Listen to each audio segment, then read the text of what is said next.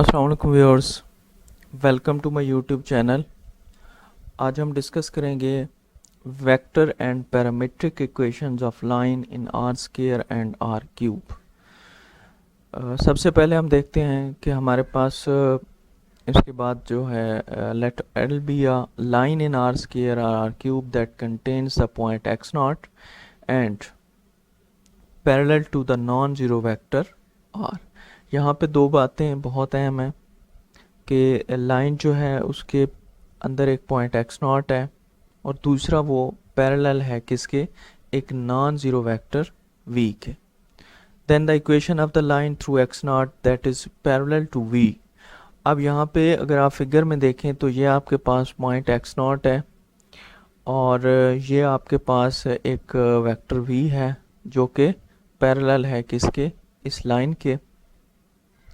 तो इसको हम फिर इक्वेशन में कैसे लिख सकते हैं, आपको पता है कि जब दो वेक्टर्स पैरेलल हों, इफ यहाँ पे मैं लिखता हूँ if u and v are parallel. ये हमने देखा है वेक्टर एनालिसिस के अंदर कि दो वेक्टर अगर पैरेलल हों तो वो किसी न किसी कांस्टेंट से मल्टीप्लाई, यानी कि उसको हम इस शक्ल में लिख सकते हैं। तो सेम टू सेम ये यही लिखा हुआ है। इसको अगर मैं थोड़ा सा पीछे ले जाऊँ तो असल में ये है क्या, ये है, ये वेक्टर हमारे पास कौन सा बन रहा है, x माइनस एक्स नॉट। ठीक है, अगर इसको देखें तो ये क्या है, यहाँ से यहाँ तक जिसमें से लाइन पास कर रही है x माइनस एक्स नॉट है। इसी तरह जो यहाँ पे कांस्टेंट लिया है वो हमने t लिया है और v। तो ये हैं दोनों क्या है, पैरेलल वेक्टर है। एक ये x minus x not vector है, एक वेक्टर v है, ये दोनों पैरेलल हैं तो इसके साथ हमने कांस्टेंट मल्टीप्लाई कर दिया। अब x नॉट दूसरी साइड पे ले जाए तो ये बन जाएगा x is equal to X naught plus T V. और वैसे मैं इसे आपकी सहूलत के लिए x प्राइम का नाम दूंगा, ये x नॉट प्राइम होगा। ठीक है, ये फिर मैं नेक्स्ट आपको बताऊंगा कि मैंने इसको प्राइम क्यों लिखा है। तो ये हमारे पास इक्वेशन है किसकी, वेक्टर इक्वेशन है लाइन की आर स्क्वायर के अंदर। अच्छा, अब अगर आपकी ये वाली लाइन जो है एक्स नॉट की बजाय, ठीक है, ये वाली लाइन आपकी एक्स नॉट की बजाय अगर ओरिजिन में से पास करें, ठीक है, यानी कि यहाँ पे आ जाए तो फिर क्या होगा, ये एक्स नॉट ख़त्म हो जाएगा। फिर ये दोनों लाइनें क्या हो जाएंगी, फिर इनको हम कैसे लिखेंगे, x is equal to T V. ठीक है, if X naught is equal to zero, क्या मतलब है, ये जो डिस्टेंस है ये ज़ीरो हो जाए, मतलब हम अगर ओरिजिन में से इसे पास करवाते हैं तो फिर ये x is equal to T V बन जाएगा। अब यहाँ पे इसकी हम एक एग्जांपल देखेंगे कि इसको हमने कैसे सॉल्व करना है। एक हमारे पास एग्जांपल है,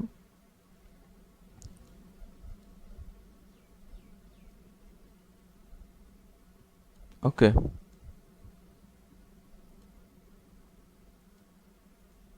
find a vector equation and parametric equation of the line in R square that passes through the origin and is parallel to the vector v। अब पहली बात उसने खुद ही कर दी है कि ये कहाँ से पास कर रहा है, ओरिजिन में से कर रहा है, मतलब यहाँ पे x नॉट आपके पास ज़ीरो है। तो वेक्टर v उसने दिया है क्या है, -2 3 है। तो मैं इसको क्या लिखूँगा, x prime is equal to T V, इसका फार्मूला था, क्योंकि ओरिजिन में से पास करे तो x नॉट नहीं लिखेंगे। अब x प्राइम जो है वो किसके इक्वल है, वो एक्स वाई पॉइंट के इक्वल है और t साथ में आ जाएगा और v क्या है हमारे पास -2 3 है। बस इतना सा जब आप लिख देते हैं तो ये हमने इसे किस फॉर्म में लिख दिया, वेक्टर फॉर्म के अंदर, यानी कि उस फार्मूला में आप जस्ट वैल्यू रिप्लेस करें तो ये आपकी क्या बन जाती है, वेक्टर फॉर्म बन जाती है। अब या वेक्टर इक्वेशन बन जाती है। अब हमने इसकी देखनी है पैरामीट्रिक इक्वेशन। तो पैरामीट्रिक इक्वेशन के लिए क्या करें कि आप जो है t को अंदर मल्टीप्लाई कर दें तो ये बन जाएगा -2t और 3t। अब मैं अगर इसे सेपरेट करके लिखूं तो x is equal to -2t और y is equal to 3t।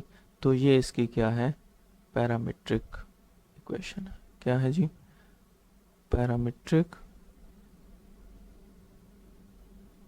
Equation. ठीक है, इतना सा। अब नेक्स्ट हमारे पास पार्ट बी जो है वो है कि ओके। पार्ट बी है हमारे पास कि आप vector equation parametric equation find करें लाइन की जो कि आर क्यूब में से पास करें। पिछली आर स्क्वायर में से थी, आपने देखा यहाँ पे दो ही हैं, तो पॉइंट भी उसने दे दिया, अब ओरिजिन में से नहीं है, किसी एक पॉइंट में से गुजर रही है, यानी कि एक्स नॉट भी आपको दिया हुआ है और वेक्टर वी भी दिया हुआ है। तो इसमें जो है ये B part, X not prime आपके पास है, ओके 1 2 -3, वेक्टर v है आपके पास 4 -5 1।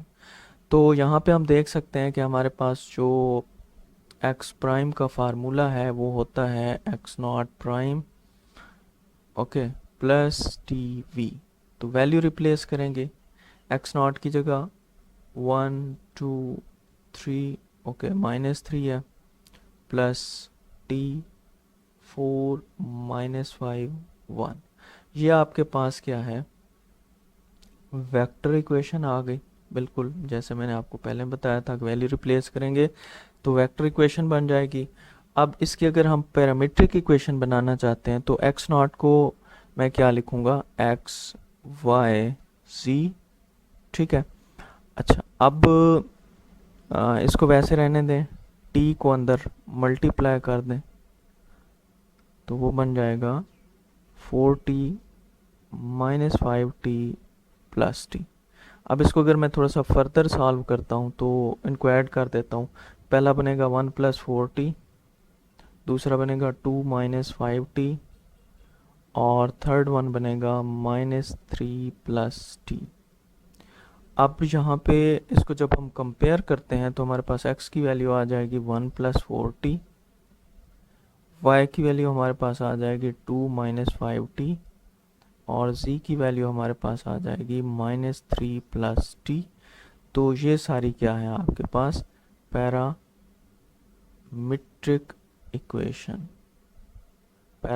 इक्वेशन है। तो यहाँ से आपको समझ आ गई होगी कि कैसे हमने लाइन में से लाइन की जो है वो वेक्टर इक्वेशन और पैरामीट्रिक इक्वेशन कैसे फाइंड करनी है। नेक्स्ट हम देखते हैं कि अगर हमारे पास वेक्टर और पैरामीट्रिक इक्वेशन जो प्लेन की कैसे हम निकालेंगे। तो W कोई हम प्लेन ले लेते हैं आर क्यूब में और जिसके अंदर पॉइंट x नॉट भी पड़ा है और वो भी पैरेलल है अब non collinear vector v1 and v2, ठीक है, जो कि सेम लाइन पे नहीं है। अब ये दो वेक्टर के पैरेलल है, पीछे आपने लाइन के केस में देखा था वो एक वेक्टर के पैरेलल होगा।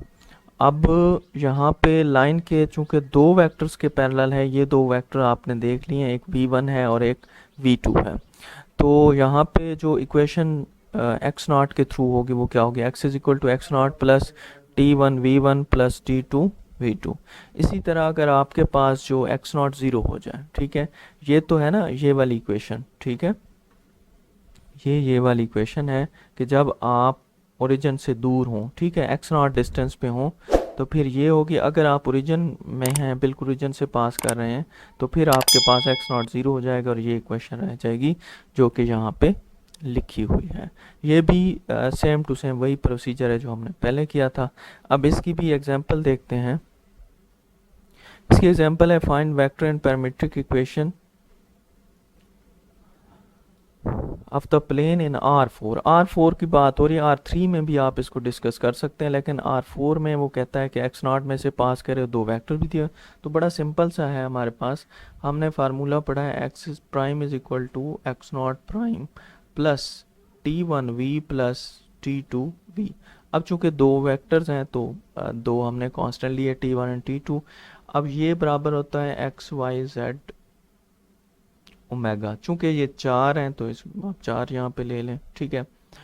x नॉट आपके पास है 2 -1 0 3 प्लस t1 v1 जो है 1 5 2 -4 और v2 आपके पास है 0 7 -8 6, ठीक है। तो इसे अगर मैं फिर से ये तो पहली बात है कि ये वेक्टर फॉर्म आ गई, इसकी क्या है, वेक्टर इक्वेशन है, बड़ा सिंपल सा ये वेक्टर इक्वेशन है। अब अगर हम इसकी पैरामीट्रिक फॉर्म फाइंड करना चाहते हैं तो एक्स वाई जेड ओमेगा = अब ये क्या होगा, 2 -1 0 3 वैसे आ जाएगा। अब t1 को अंदर मल्टीप्लाई करते हैं, t 5t 2t -4t plus t2 को अंदर मल्टीप्लाई करेंगे तो क्या बनेगा, पहला 0 7t2, अच्छा ये t1 लिखना है भाई साहब, 7t2 -8t2 and okay 6t2। अब अगर इनको मैं ऐड अप कर देता हूँ सबको, तीनों को, तो ये बन जाएगा 2 प्लस t1, आगे 0 है तो उसको नहीं लिखेंगे, दूसरा -1 okay plus 5t1 plus 7t2 and third one, पहला 0 है छोड़ देंगे, 2t1 -8t2 और लास्ट वन जो है 3 है, इधर -4 इधर 6 है, 3 -4t1 and plus 6t2। Okay, तो अब चूंकि हमने पैरामीट्रिक इक्वेशन फाइंड्स करनी है तो हम इसको क्या कर देंगे, कंपेयर कर देंगे। तो यहाँ पे ये क्या बन जाएगा, x is equal to 2 plus t1, y is equal to -1 plus 5t1 plus 7t2 and z is equal to 2t1 -8t2 और omega is equal to 3 -4t1 plus 6t2। तो ये इसकी क्या है हमारे पास, पैरामीट्रिक इक्वेशंस आ गए। ये किसकी बात हो रही है जी, प्लेन की बात हो रही है।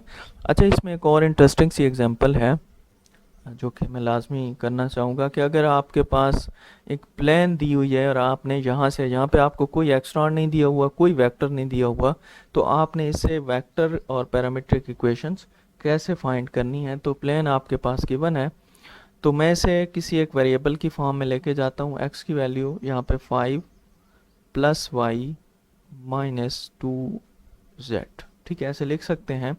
लेट हम करेंगे यहाँ पे कि y t1 के इक्वल है और z जो है वो t2 के इक्वल है। अगर ये वैल्यू रिप्लेस करते हैं तो x किसके इक्वल बन जाता है, 5 प्लस t1 माइनस 2t2। तो ये हमारे पास किसकी वैल्यू आ गई, x की। तो अगर मैं यहाँ पे लिखता हूँ x y z, तो इसकी वैल्यू कैसे लिखूंगा, पहले x की वैल्यू आ जाएगी 5 plus t1 minus t2, okay, फिर y जो है वो t1 के इक्वल है और z जो है t2 के इक्वल है। तो ये हमारे पास क्या बन गई, पैरामीट्रिक फॉर्म बन गई। क्या बन गई, पैरामीट्रिक इक्वेशन। अब इस तरह अगर हमें इसकी वेक्टर इक्वेशन बनानी है तो आपको पता है वेक्टर इक्वेशन किस शेप की होती है। अगर आप अब ये भी पढ़ा है कि वो होती है